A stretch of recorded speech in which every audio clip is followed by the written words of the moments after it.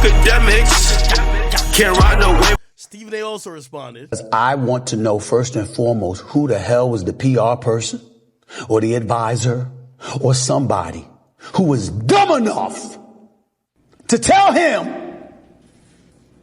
to do that bullshit video. It's just dumb. Just dumb. But I'll get into all of that in a minute. Because before I go any further into my opinion, I want to show that of another person who spoke out. The one and only Ryan Clark, football analyst extraordinaire, who had this to say on his very, very, very popular podcast, The Pivot. The first thing, and we need to be honest, like Sean Combs is a bitch. Yeah.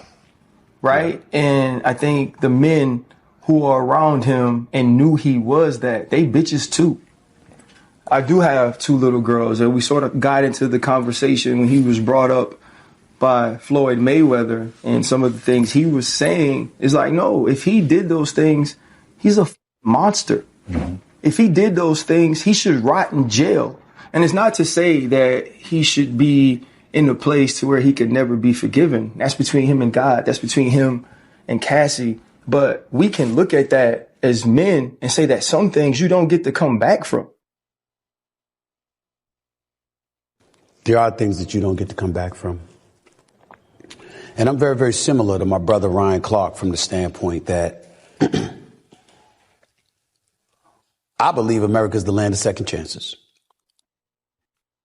I'm usually of the mindset that everybody deserves second chances. Not rapists, not murderers, not pedophiles, but for the most part, I'm good with second chances. The problem is that doesn't apply here with Sean P. Diddy Combs.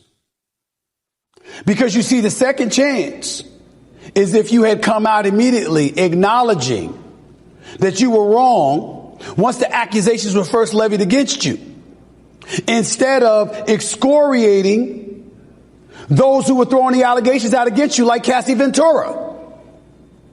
The fact that there is a quote from just this past December, which you emphatically, adamantly, categorically denying there was any truth to what was being said, throws that second chance right out the window. I don't enjoy saying this. I've met P. Diddy a few times over the years, always cool with me. That apology was bullshit. It was embarrassing. I don't know who told him, who thought for a second that it would work. 50 Cent was on his Instagram page. Just go look at it.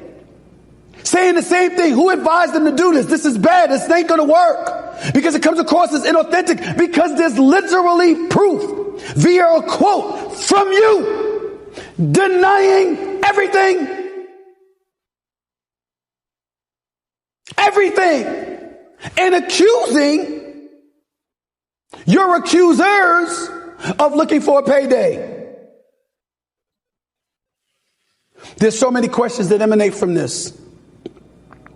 You settled the case in a day. That made you look guilty enough as it is. One day after the allegations came out, they must have told you about the video. We still got questions about where the hell was the video all of these years? Who had it? Who ultimately released it?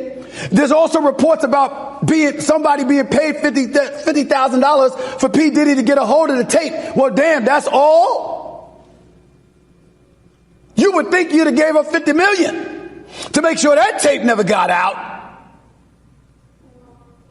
And when we look at Ryan Clark, I'm not going to call P. Diddy a bitch or any other name like that. But I ain't going to stop anybody else from doing it. I ain't gonna lie to all these niggas saying this now. Y'all niggas would have not said a motherfucking thing if Diddy wasn't under the microscope. Diddy would get y'all niggas killed. That's a fact. I love it. Diddy ain't want to fuck with. Now he is. Yeah, now you can say whatever about Diddy. Okay. Yo, speaking of which, you know who wasn't calling him a bitch? Y'all know who wasn't calling